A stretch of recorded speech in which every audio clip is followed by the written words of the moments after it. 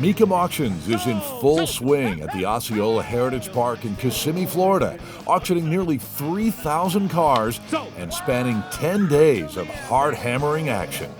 This year's event has brought us an immense variety of high-performance, muscle, vintage racers, European sports cars and exotics, and of course, world-class Corvettes.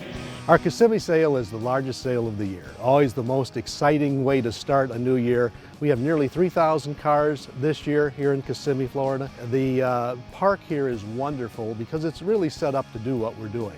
We've been very lucky and successful in Kissimmee over the last 10 years. It's really grown into the premier auction on the East Coast. Everybody holds their cars all year to bring to this one event. The Orlando area is probably the greatest theme park area in the world, and everybody knows of Orlando and the things that are going on here.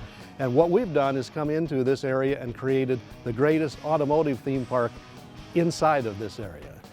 Over the last 26 years, I've never seen a better group of cars gathered for one auction. A lot of great cars, a lot of historic cars, over 300 Corvettes at just one auction. The Corvette brand, when it started in 1953, has really struggled with sales, and we're considering canceling the Corvette line altogether. The 1956 Real McCoy is a car that Zora Duntoff, who is in charge of the program and in charge of the racing, took this car to Sebring, and when the car won Sebring, is really the savior of the brand and what we know today as the all-American icon for sports cars. We have 3 L88s here, all 69s. The L88 engine was only produced from 1967 to 1969. And over those 3 years, only 216 were produced. To have 3 here at this auction is really amazing.